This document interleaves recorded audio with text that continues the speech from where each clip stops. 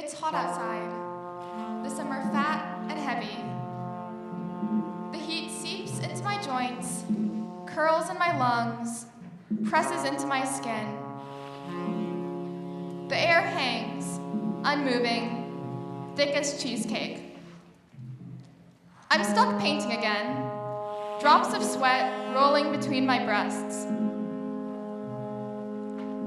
We've only done a little bit of the painting and have been covering the wood in random rectangular patches, so our house looks like it's wrapped in a strange sort of pink quilt. Kimberly's next to me, half-dried paint peeling off her hands. My Dr. Pepper is sweating in my hands, tears of water condensing on the can sides. Hey, Kimberly? I ask. Why are we doing this? Because. She puffs on her cigarette.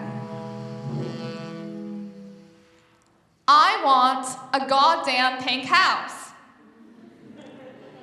Mom won't ever see it, you know. Shut up and paint, Kath. 3 years ago, I was alone with Mom. I was maybe 13, and she'd cornered me in the kitchen. She'd pressed me up against the counter. This skeleton of a woman, so thin that her shoulder blades stuck out like wings. Her eyes were grapes, too fat for her starved skull. I remember that she'd grinned, manic, her teeth black and rotted in her gums. She'd asked for money. Her fingers fluttered in the air like psychotic spiders, skittering and stuttering. Don't you have some money, Catherine? Honey, your mama needs something very badly. You have to help her. She's in pain, so much pain. When she picked up the knife, I thought she was going to kill me. Kimberly just happened to come home early, either by luck or fate. She tackled Mom to the ground, and the knife slid onto the linoleum tile. Kimberly had looked up at me, Mom pinned under her elbow. Her eyes were huge and terrified. Sometimes I still wonder what could have happened that day.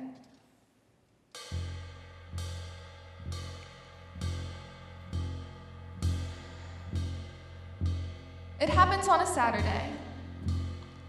I get home from my shift at Happy Joe's, apron hanging off my neck, greasy bag of takeout in my hands. I push the door open and shuffle through.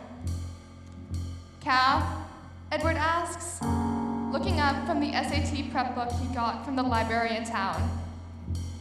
Do you have food? Yeah, I say. Here. I slide a soggy burger over, slouching into a seat. We sit, chewing in silence. Take some of this to Mom, okay? Fine. He grabs the bag and walks down the hallway. I hear the door creak open, and then a scream, raw and red. Ed? I ask, jogging towards Mom's room, pushing open the door. Edward? Ed, what's happened? Oh, God. Kath. His eyes are red. Kath, she's...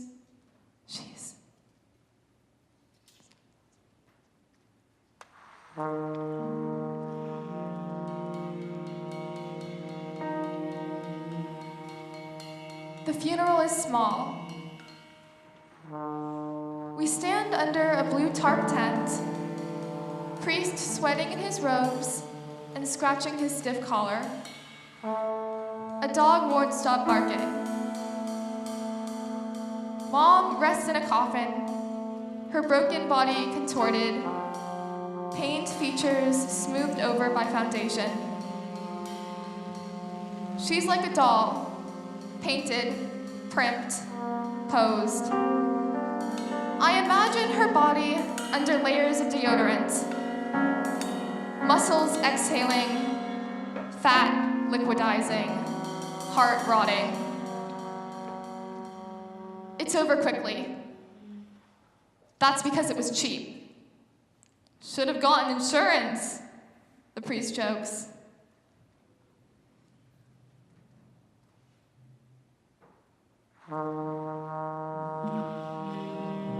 After the service, Kimberly pulls out the paint. She huffs, we are going to paint this house pink, God damn it. It takes hours. We glob clumps of paint onto walls, windows, jeans. Kimberly climbs onto the roof and almost falls off. Edward picks at his fingers until they bleed. I cut my palm on a paint can and then curse so loud that even Kimberly stops working to stare. And then the house is done. We stand on the street and stare at it. Neon paint falling off in clumps, porch curving with age, brittle wood splintering. Look at that, Kimberly says. Our goddamn pink house. The sky cracks open, and a shard of sunlight dribbles onto the porch, the gutters, the roof. It sets the color aflame, the gloss pink like 1,000 flickering fires, the slivers of scraggly wood like burning butterflies.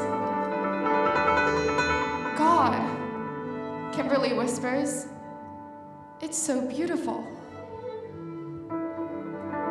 The world comes to life around our house. The sun falls and fades, fingers of light reaching over the pink roof. Grasses breathe with the wind, flirt with the spilling sunshine. We stand there together and watch the sky bloom, purple and red watercoloring into a blurry mess at the horizon, veins of ink seeping through the color. She'd have loved it, Edward sighs. I just know she would have. Yeah. I feel my lips cracking into a smile. Yeah. This is my mom's legacy. A soft, dead body, the 3 broken kids huddled around it. A room in our house, door closed, bed sheets still rumpled. A smoking habit, 1,000 wasted steaks, and a neon pink suburban house in the middle of sticky, slow Ohio.